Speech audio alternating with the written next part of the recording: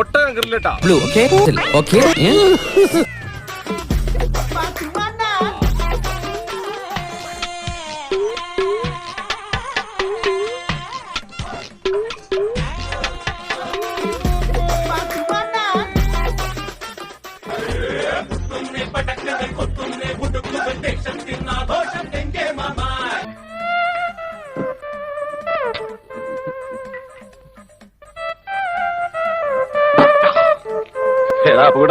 ഇതങ്ങനെ വിട്ടുകൊടുക്കാവുന്ന കാര്യമല്ല. ഒട്ടകത്തിനെ ഗ്രില്ല് ചെയ്യാത്തൊരു പണിയാണ്.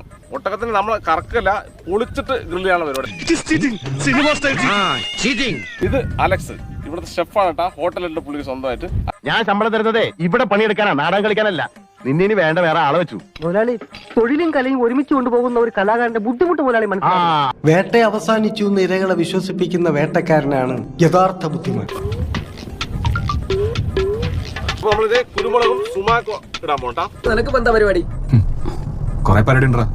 Premium car selling, property selling, അങ്ങനെ. ദുബായിൽ കുറച്ച് പ്രോപ്പർട്ടി വാങ്ങാം. ദുബായിൽ പ്രോപ്പർട്ടി വാങ്ങുമ്പോൾ കുറെ കാര്യങ്ങൾ ശ്രദ്ധിക്കാനുണ്ട്. അല്ലെങ്കിൽ നമ്മൾ ഇൻവെസ്റ്റ് ചെയ്ത പൈസ താഴോട്ടും. ഏതായാലും നീ ഇപ്പൊ വലിയ നിലയിലെത്തിയല്ലോ, ഈ അമ്മാവനെ മറക്കരുത്. പിന്നെ ആള് ഭയങ്കര ഷെഫാട്ടാ. അതാണ് അവന്റെ സ്റ്റൈലില്. Sumac powder. ഇതിന്റെ വരുമാനം ഡിപ്പെൻഡ് ചെയ്യാതെ വേറെ എന്തെങ്കിലും പരിപാടി തുടങ്ങാം. തീർച്ചയായിട്ടും ഫിറോസ്ക പറഞ്ഞു വരുന്നത് ഇപ്പൊ യൂട്യൂബിൽ നിന്ന് നമുക്ക് വരുമാനം ഉണ്ടാക്കണമെങ്കിൽ വലിയ ബുദ്ധിമുട്ടാണ്. അത് ഫേക്ക്. എന്നെ തേച്ചതാണല്ലേ?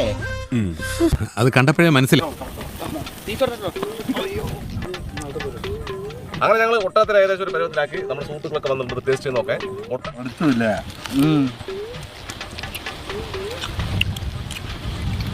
നമ്മൾ ടേസ്റ്റ് നോക്കട്ടെ. ഒരു ലക്ഷല്ലേ അറിഞ്ഞുകൊണ്ടല്ലേ അവന് വൃത്തികേട് കാണിച്ചത്. ജീവിതത്തിലും തോൽപ്പിക്കാൻ തുടങ്ങിയാൽ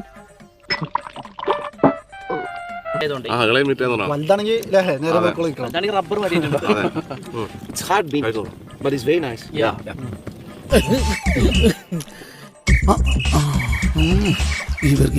നീ ഇതൊന്നും ആഗ്രഹിക്കണ്ട.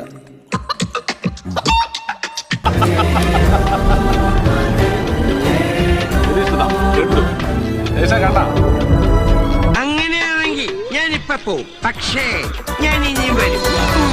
നിന്റെ കഷ്ടപ്പൊക്കെ കാണുന്നവരെ ഞാൻ ഇനിയും വരും.